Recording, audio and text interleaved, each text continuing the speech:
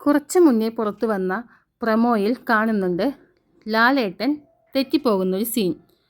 Eviction എപ്പിസോഡാണ് ഇന്നത്തെ.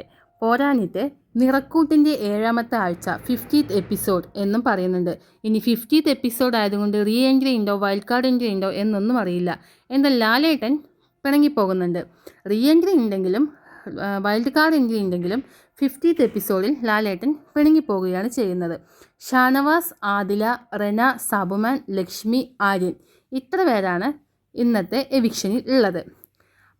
കരഞ്ഞുകൊണ്ട് സോഫയിൽ നിന്ന് എണീറ്റ് പുറത്തേക്ക് ഇമോഷണലായി ഓടി വരുന്ന നൂറയെ നമ്മളിന്ന് കാണുന്നുണ്ട്.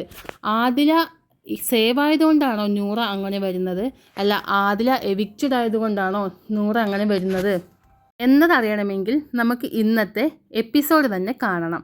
എന്താണെങ്കിലും ലാലേട്ടൻ അത് തീരെ ഇഷ്ടമായില്ല.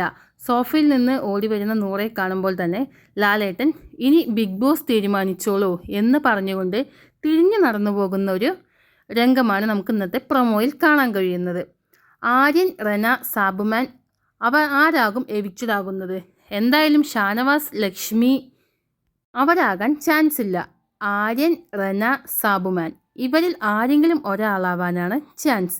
ഇവരിൽ ആരായിരിക്കും എവിക്റ്റഡ് ആകുന്നത്? സാബുമാൻ ആണോ? സാബുമാൻ ആണെങ്കിൽ സാബുമാൻ ഒരു തരത്തിലുള്ള ടാസ്കുകളോ കാര്യങ്ങളോ ഒന്നും തന്നെ ചെയ്യുന്നില്ല. എന്നാൽ റെനയാണെങ്കിലും ആര്യനാണെങ്കിലും അവിടെ ഒരുപാട് സ്ക്രീൻ സ്പേസ് ഉണ്ടാക്കിക്കൊണ്ടിരിക്കുന്നുണ്ട്. വഴക്കായിട്ടാണെങ്കിലും സ്വന്തമായ കാര്യങ്ങൾ പറഞ്ഞിട്ടാണെങ്കിലും എല്ലാം ചെയ്യുന്നുണ്ട്. എന്നാൽ സാബുമാൻ അങ്ങനെയല്ല. സാബുമാൻ ഇപ്പോഴും ആ 2 ആഴ്ച ആവാൻ വേണ്ടി കാത്തു നിൽക്കുന്ന ഒരാളായിട്ടാണ് എനിക്ക് തോന്നിയത്. അപ്പോൾ ആരായിരിക്കും ഇന്ന് എവിക്റ്റഡ് ആകുന്നത് എന്ന്? ഷാനവാസ് അല്ല, ലക്ഷ്മിയും അല്ല. പിന്നെ ആരായിരിക്കും ഇന്ന് എവിക്റ്റഡ് ആകുന്നത്? ആദിലയാണോ? ആദിലയാണെന്നറിയില്ല. എന്നാൽ നൂറയുടെ ആ ഒരു രംഗം കാണുമ്പോൾ ആദിലയാണെന്ന് തോന്നുന്നുണ്ട്. ശരിക്ക് ആര്യൻ ഔട്ടായി കഴിഞ്ഞാലേ ജിസേൽ ഒറ്റയ്ക്ക് കളിക്കുകയുള്ളൂ. അതുപോലെ തന്നെ ആദില ഔട്ടായാൽ മാത്രമേ നൂറയുടെ കഴിവുകൾ പുറത്തെടുക്കുകയുള്ളൂ. ആരാണെന്ന് ഇന്നത്തെ എപ്പിസോഡിൽ തന്നെ നമുക്ക് കാണാം, അല്ലേ?